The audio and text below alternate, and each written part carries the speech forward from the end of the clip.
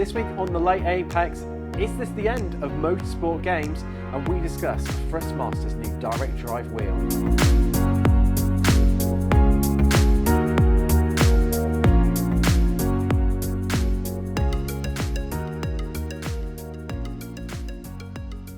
Hello and welcome to this week's The Late Apex. I'm Tim Cox with Sam Fitzpatrick, and we're once again back on the sofas talking about this week in the world of sim racing. Sam, it's been another busy week, hasn't it? It sure has, as it always is in the sim racing world. Let's get into the biggest news stories of the week. Yes, let's have a rundown of all the events from this week in the world of sim racing. And first up, Motorsport UK, it's their first community sim racing event, the Butt Kicker Brick Car 24 Hours of Silverstone. It's going to commence on Saturday, and this event is using iRacing and featuring GT3s, TCRs, and also the Mazda MX-5s. The event, well, it's a precursor to Motorsport UK's involvement and its ambition to revive the real-life event. 3D Wrap have released their hand controller, the HC1, which is enabling those who are unable to operate pedals to drive more comfortably. The device costs only €90 and allows racers to use two paddles with their thumb to control the throttle and the brake. Assetto Corsa Competizione have released new liveries. It's many of the paints from last season's GT World Challenge and the Indy 8 Hours. They've been added to the PC version only for the moment of the sim. And as for Grid Legends, well, they've released their third DLC pack, this time including a new 11-episode story and reviving features from the 2008 original game. The pack is free for the deluxe game owners, that is, and $10 for those who need to buy it separately. And that's been your sim racing update. Now, Sam, big news this week coming out of Motorsport Games. Is this the beginning of the end of them? What implications it's going to have on Kartcraft, R Factor, and the BTC independent game, the IndyCar independent game, the NASCAR independent game, and also the forthcoming Le Mans game as well. There's a lot to unpack there. It looks like this is over for them. It's sort of been coming for a while. You're saying, is this the beginning of the end? I think this is the end of the end because, of course, back when it first went public listed, back in 2018, I believe, I think $37 per share. They've lost 98% of their value, and they lost all their value a year back or so. Of course, this new kind of change has been the fact that they have lost their board pretty much now. They've still got their CEO, Dmitry Kozko, but the rest of the board of directors have gone, and they might not even be on the NASDAQ now because they're not, abiding by the regulations when it comes to the board. So yeah, I think this is the end for Motorsport Games. Well, they have been hemorrhaging cash. I mean, it can't have been cheap to buy those licenses. The Le Mans one, that was a 10-year license, so not a short time frame at all. And 2001, they lost $33 million. Fast forward, 2022, they lost $23 million with a revenue of just $5 million.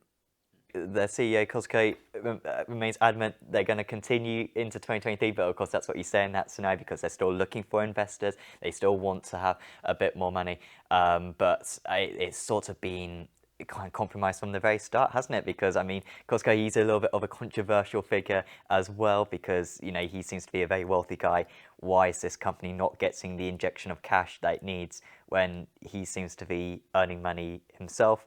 Of course, you had the 80 million fans watching Virtual Le Mans last year, which is a complete lie. And of course, now I think the big question is what are going to be happening with these licenses? What's going to happen to R Factor too?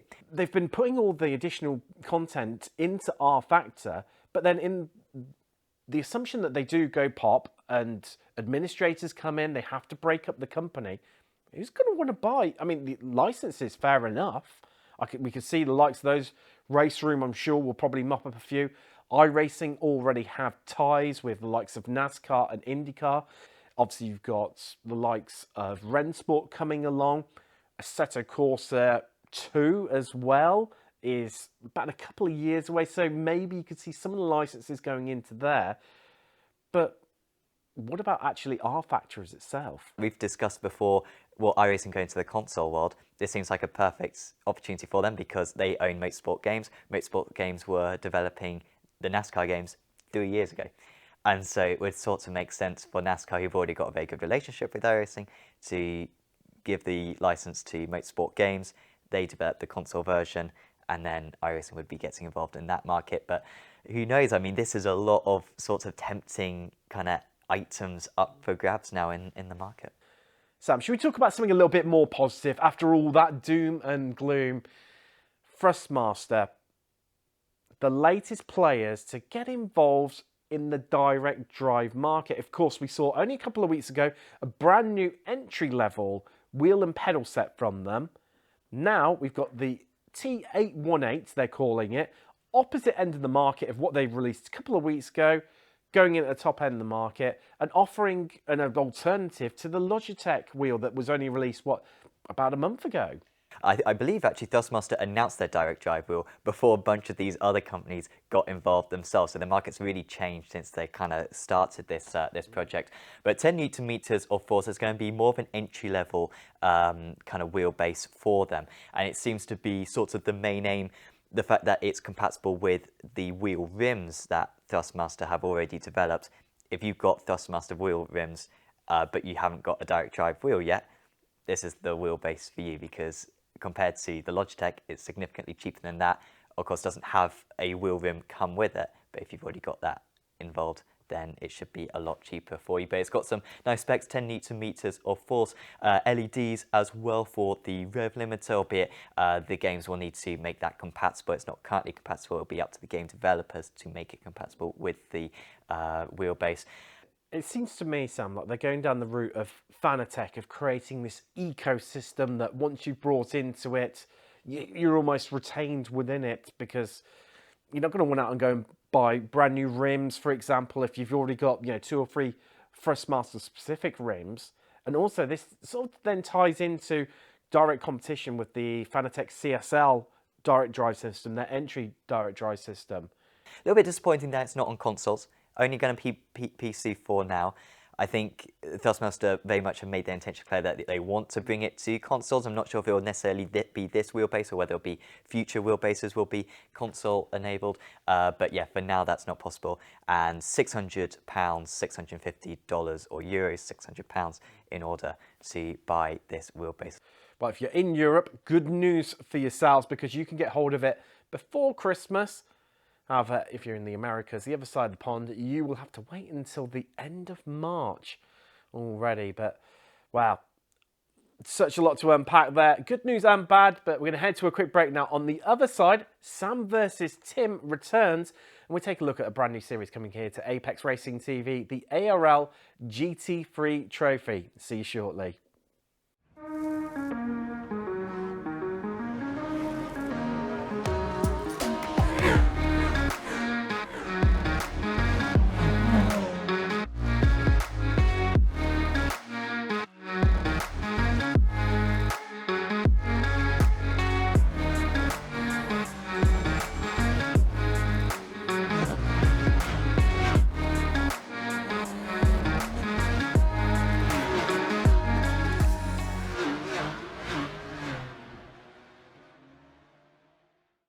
Welcome back, and well, it's the return of Sam versus Tim, and so far it's been let's say a bit of a whitewash. I did have a bit of a comeback last time though. Turns out I'm quite good at reversing round not kill in a Mazda MX-5. But this week, something a bit more challenging for us. Producer Lewis has kindly put us together a compilation of tracks on board, but you can only see the steering wheel. You can't see any of the peripheral vision. But should we get stuck into it? Let's go for it. It should be good fun. Right, let's roll VT. Oh, okay, so... Hockenheim? I can see where you've gone, Hockenheim. Alton Park? No, it's not. Oh, it was! Oh, damn you, Sam. Because it was the slightly curved straight, I Yes, think. I Slight think so. angle to the left. That's why I was thinking There we Hockenheim go. as well. Let's- Because you got that king. 1-0 down already. This is not a good look. Let's take a look at Come the on. next one. This week I'm actually feeling quite confident about I'm this one, getting unlike the serious now, anagrams. leaning forward. I mean, it looks like the same, doesn't it? It does a little bit. Oh, a bit of a downshift. Also, it's anti-clockwise. Interlagos? Kota? So it's not. It's not. No, it's not Laguna that. Seca. Oh, it is, isn't it? Well, they're free on the bounce now. Let's see how I felt at these ones miserably. Okay, we're in 6th gear, so it's high speed. Phillip Island? Oh. It's just a right-handed sim. It could be. I mean, well, it's not it a seemed million like- miles. Oh no. Suzuka? It's got need S's. What circuits have S's? Kota. Was it Rolanta? That's a good shout. Well done. Yes! Yes, off the mark. There you go. Yeah, S's. Phew. Right. So it's 2-1. Let's go for these. Okay. Okay, so immediately. Road America. Cool. Oh, that's a long Oh, corner that there. is a really long one. Donington? Oh. Yes. I'm pleased with that one. Now he's on this edge of his seat. Now he's won. Road America. Gonna get it every time. Okay. Snetterton? Oh. I feel like that should be Snetterton, but Yeah, it's because not that looks like quite. Montreal. That was An immediate almost left. identical. Is it Hockenheim? No. Oh, it is. There you go. That makes so much sense now. Yes. Yeah, right-hand to start off, and Yeah. then the tight right. Well, it doesn't mean anything to me. No, it doesn't. It's completely pointless at the end of the day. But that's another 3-2. Hopefully, well, someone could be as bad as us, or hopefully they did a lot They better. don't know. They haven't seen the unedited version. Well, that They've is very just seen true. us get it within 2 seconds, Tim. So they don't know that we were here It for took a lot longer, by the way. a bit. Definitely. Let's take a look ahead. And of course, coming up, brand new series here to Apex Racing TV. We've got the ARL GT3 Trophy live here from the studio. These guys, wow, what a season we're in for. And it's a big season as well, Sam. This is going to be 60 cars on track at all times. We've got 60-minute races, and then also the 30-minute race. We've got a special 90-minute event as well at Daytona, Friday evenings. And of course, yeah, broadcast from the studio, going to be absolutely awesome. And some of the drivers we've got are fantastic. We have got IndyCar champion, Indy 500 winner, Tony Kanaan, joining the championship, which is absolutely superb. I don't think I've ever had such a high-profile driver on Apex Racing TV in the past, so it's absolutely fantastic. Really wish him the best of luck that he's going to be up there. He's fairly experienced on iRacing, so I think he'll be competitive. We also got Sampsoid, who's David Sampson, of course. We've got Will Redford, who's a real-life Civic Cup driver. Also won 10 races in a row back in the ARA F4 Championship. He's just going to be very competitive. And of course, we've got the defending champion, Christophe Bignet. And also Oscar Pai, who's a Coanda young driver. Always cool to see Coanda join the championship. So it's absolutely stacked. We saw that all the entries in a week, Tim. It's going to be, I think, one of the best events that we've broadcast all year, and we've got 12 of them. I can't wait for that one to begin. It's going to be an amazing season. I'm sure, of course, you see every round of the championship starting this Friday here at Apex Racing TV. Well, of course, we'll be back on these sofas for pre-race coverage and then, of course, kick-starting the season. Which one are you looking forward to of the rounds the most? Is Daytona too long for you at 90 minutes? I know you don't like long races around Daytona. Best circuit, though, is going to be Manucore. Sitting on the penultimate round of the championship. It's not released yet on iRacing.